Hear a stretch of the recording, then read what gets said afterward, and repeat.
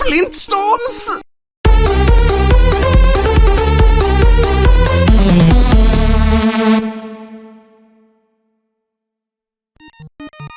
The Flintstones was a serious television phenomenon. A cartoon set in the Stone Age would probably flounder today in primetime cable television. But in 1960, it was a breath of fresh air. Okay, maybe that air might not be so fresh when you consider that Fred and Barney also smoked cigarettes.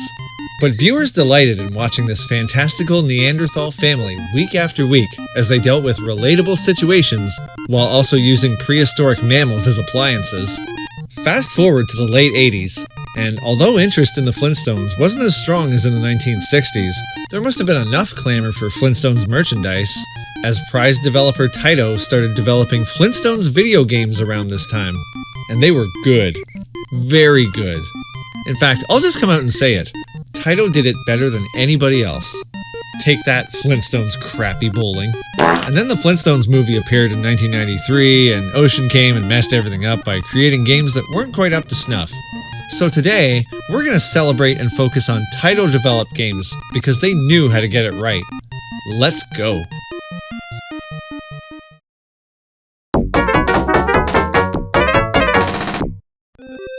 As Taito's first Flintstones game, the rescue of Dino and Hoppy could initially seem like a cash grab based on a popular license. But once you start playing, you'll realize there's actually something to this. Life is peaceful for the Flintstones and the Rubbles until a nasty neckbeard called Dr. Butler visits from the 30th century. Maybe he's named after Dawes Butler, who sporadically voiced Barney Rubble in the 1960s and 70s. He steals both Dino and Hoppy. I didn't even remember that character existed. For his futuristic zoo, and then destroys Gazoo's time machine so they can't follow. Fred now has to go all the way around Pangea, or wherever they live, to gather pieces and reassemble the time machine. The game is a platformer, where Fred uses his mighty club to beat enemies to a pulp. Defeating enemies earns him coins, which are spent using special powers, such as a throwing hammer, a slingshot, or an explosive dinosaur egg. Fred can also grab onto ledges and pull himself up. Get used to that. He does that like every other second, it seems. One oddity here is that Gazoo can help you by offering special powers for a brief moment, such as the ability to jump high on a dinosaur, or fly through the air by spouting wings. What the feldspar? Along the way, Fred will have the opportunity to stop and play basketball against some random bedrock athletes. Win, not just tie, and you can earn more of them power-ups from Gazoo. The boss battles are simple but fun. Not quite as fun? Some of the level design. I can't tell you how many times I had to retry this rising lava section in the castle. If you don't have Fred's flying ability, you will not survive. Full stop. Also, why does Fred visit feudal Japan? Once you collect all the time machine pieces, Fred travels to the future where he meets George Jetson? Crossover universe is confirmed. George is pretty useless, but he does point you in the right direction to Dr. Butler. Oh, girl. Despite Dr. Butler eventually taking you on in this giant tank, he's actually a very reasonable final boss to defeat. Then Fred gets the dinosaurs back and... yeah... The game looks decent, though I wouldn't go so far as to call it spectacular. I kinda like the dumb look that Fred has on his face most of the time. The music is also decent, and I won't call that spectacular either. It's poppy, I suppose. The Flintstones, The Rescue of Dino and Hoppy is a fine game. Not the best of the series, but a good starting point.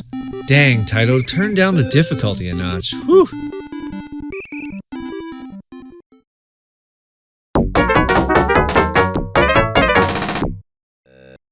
It was only a matter of time before the coveted Game Boy also received the Taito Touch. The world desperately needed Fred Flintstone on the go, and that's what the world got in February of 1993 with the Flintstones, King Rock Treasure Island. And honestly, the conversion of NES to Game Boy was a little transformative for our bedrock hero. Fred and Wilma's wedding anniversary is fast approaching. While toiling in the quarry, Fred discovers a treasure map on a slate. Why are you looking at me this way, madam? Fred thinks this treasure would be a better gift than what he got Wilma last year, a shiny, fossilized Bronto turd. Not caring about his job any longer, he walks off-site to seek the treasure. Okay, first thing that bothers me is that Fred's arms don't move while he jumps. How do you do that? Also, where's Fred's club? I miss the club. Now he just throws hammers by the bushel like he's hiding them up his shirt or something. It's satisfying when they smack enemies with a large bong. Smoke weed every day. The hammer strike freezes enemies in place, allowing Fred to briefly use them as platforms. Too bad the actual platforms can't be platforms too. This mechanic, however, has its limits.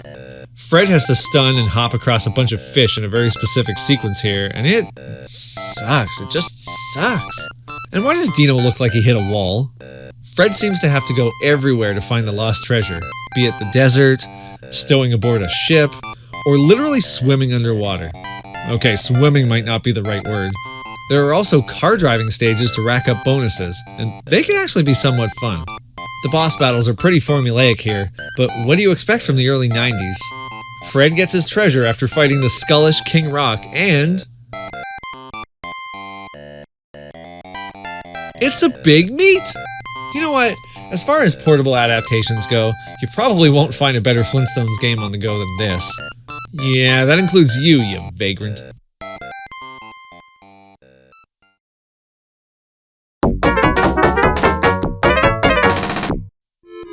Now here's a rare one. The Flintstones, the surprise at Dinosaur Peak for the NES. It doesn't seem like the internet can agree on the availability of this game. Some will say it was a North American exclusive game only offered for rent at Blockbuster Video. Others will say, oh no, you could totally buy it at a store in 1994. And I can't tell you for certain, but what I can tell you is that the game is rare due to a limited production run and its lateness to the NES party. You're not going to find a copy for cheap unless you love reproduction cartridges. And that's a shame because nestled within the gentle printed circuit board is a decent game that also seems like a thoughtful extension of the previous NES game. You know it's true because the manual calls it a quality software title. If you played the first game, then you know what to expect here. Except now you can freely switch between classic Fred and newcomer Barney, each of whom have their own advantages. Fred is the powerhouse with his ability to go clubbing. Barney, meanwhile, can grip onto cables and vines to shimmy across or to climb upward. He also uses a slingshot, allowing for long-range attacks, although shooting a nut is weaker than a good clubbing. I do find Barney's controls a bit counterintuitive, but ultimately their combined powers are well utilized in each level. Both can also use sub-weapons, including that tossable hammer and a box lunch? Bronto burgers. This time around, Pebbles and bamm-bamm escape to a volcano, where they are trapped by a lava flow. Fred and Barney have to somehow get to the other side. Along the way, they meet with prehistoric riffraff and collect stolen crystals in the process. The ending bothers me a bit. Once you give the crystals to a greedy pterodactyl who helps you scale the volcano to put a stop to the lava, you piss off the kids who were trying to toast marshmallows. You could have died, you infants! Like the rescue of Dino and Hoppy, I find this one difficult. The last couple of stages are absolutely brutal. This chase from a renegade stone wheel is sadistic. I find the sports stage is also rough. The basketball minigame isn't so bad once you get into a pattern, but the CPU player during hockey matches is a beast. Wait, hockey? Fred Flintstone confirmed to be an early Canadian!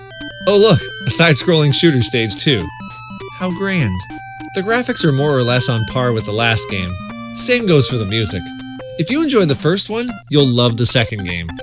It's more of the same essentially, although having a playable Bonnie makes for a slightly more varied experience.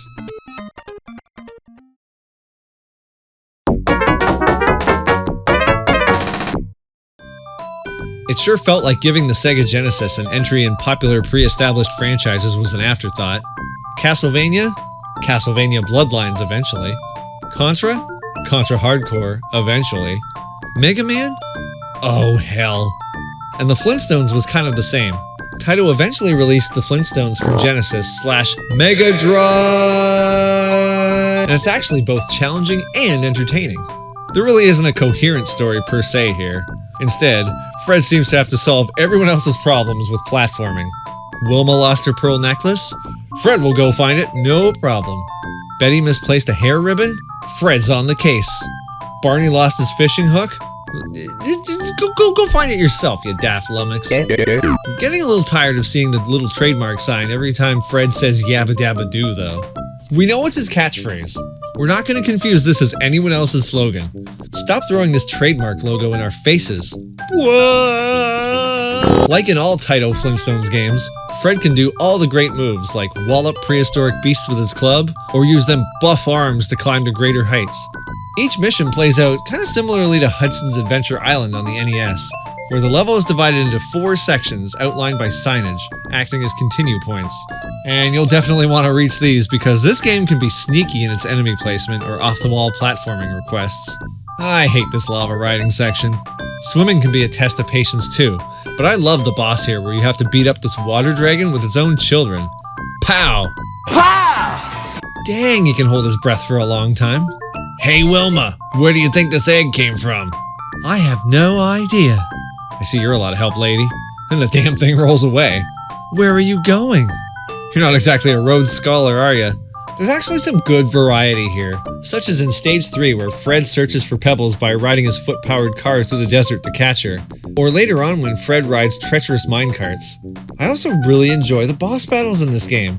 The large beasts not only look comical, but the fights don't make me want to tear my hair out. Except the last one, that one upsets me deeply, but it did give me an excuse afterward to talk to pterodactyls. The game looks true to its cartoon roots, and the music is, well, it's definitely blasted directly into your face. It's not the best Genesis game out there, but I'd recommend to go with it. Let's challenge hard mode. Okay, Barn. No, Barn, that game was tough enough. Not doing it again.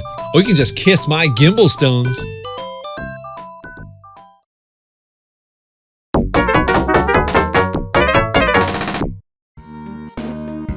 Finally, I get an excuse to talk a bit more about this very special game.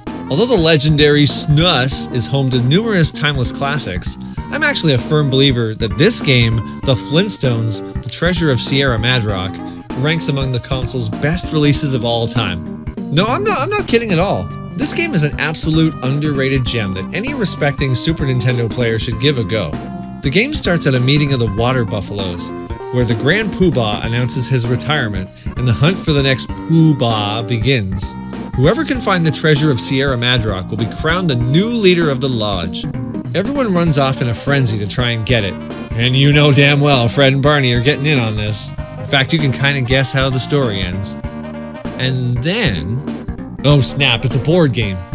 Well, that's not what we wanted. But hear me out. This isn't your grandma's Uncle Wiggily board game. There's usually a goal on each board, most of which involve finding a guy that has an item you need to progress. You can usually obtain the item by challenging him to a race, be it by foot, by car, by ice skating, just reaffirming my belief that Fred Flintstone is actually Canadian, all of which use the powerful Mode 7 Holy Dougal. But in the meantime, you have to get around the board by rolling the dice and moving your character.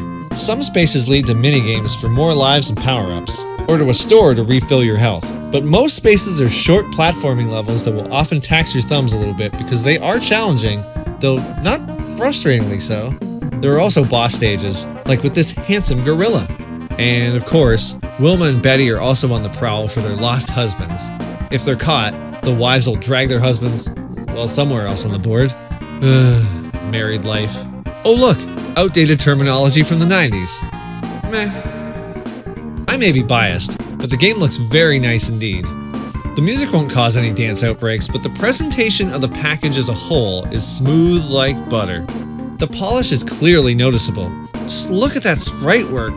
And I feel like there was a lot of love poured into this one. Taito learned a lot from previous Flintstones games, and this is the culmination of their experience. Seriously, people, go and seek out this game. It's amazing.